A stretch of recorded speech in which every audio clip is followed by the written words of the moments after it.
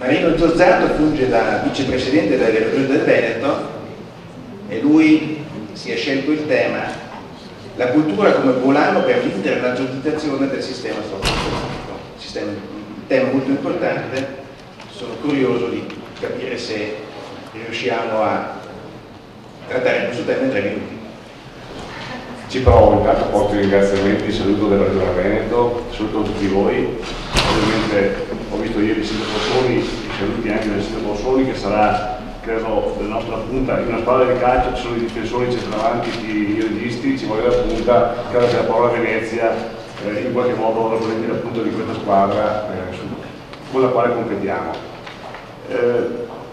Non è che ho scelto il titolo, non mi piace il titolo nella condivisione, perché credo che mai come in questo momento, forse 4-5 mesi fa, quando siamo partiti, dico 4-5 mesi fa, anche se il progetto nasce 2 anni fa, probabilmente quello che sta succedendo, quello che sta avvenendo in questo momento nel mondo non era così, cioè non guardavamo, diciamo così, alle sponde di Grande d'Italia, all'altra parte del Mediterraneo con l'occhio di oggi.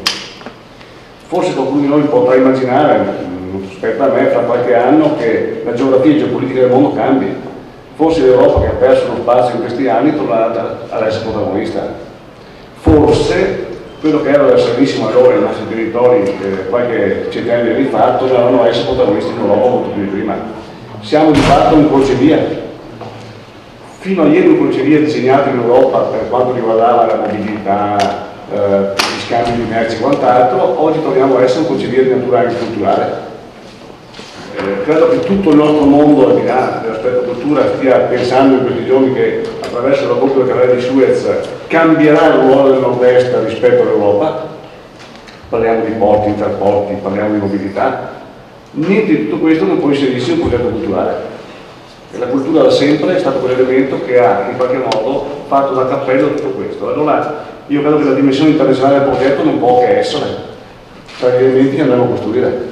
D'altra parte l'Europa stesso, nei criteri di valutazione di un progetto, ti chiede che dimensione europea hai lo stesso, quanto introduci come sistema di cooperazione nel progetto che fai. Cioè a dire, il tema su cui lavoreremo, e credo che io mi complimento con i nostri tecnici che hanno lavorato su un progetto che, lo diceva prima qualcuno, noi siamo un diesel, perché quello che puntiamo è ad arrivare, non fermarci per strada perché magari abbiamo finito il carburante, non costa troppo. E allora credo che la capacità di questa elaborazione sta proprio nell'aver fatto un progetto che contenga in sé questa voglia di sviluppo e di progetto ampio. Cioè noi non stiamo fotografando quello che siamo. L'idea non è fotografare quello che siamo, perché quello che siamo è il meglio che c'è nel mondo. Nessuno al mondo può competere con noi. Il nord-est, con Venezia al centro, se guardiamo i siti UNESCO che l'UNESCO ha scelto nel nostro territorio, siamo i primi in assoluto.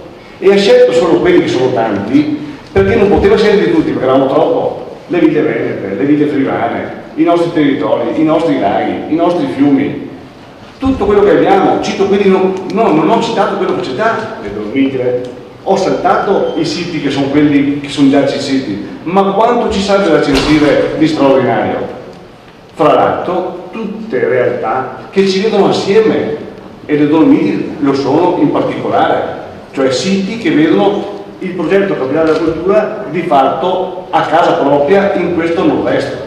E allora, siccome noi non vogliamo solo presentare quello che siamo perché è il meglio del mondo, dobbiamo presentare quello che saremo, cioè dire torniamo attorno al modello serenissimo di qualche anno fa sul piano culturale a fare un'idea di progetto, un progetto che veda questo territorio per la sua storia, per la sua qualità, per i suoi uomini, per le sue imprese, perché credo che l'eccellenza nasca in questi nostri territori, un punto di riferimento per il futuro. Su questo costruiremo il nostro progetto. Grazie.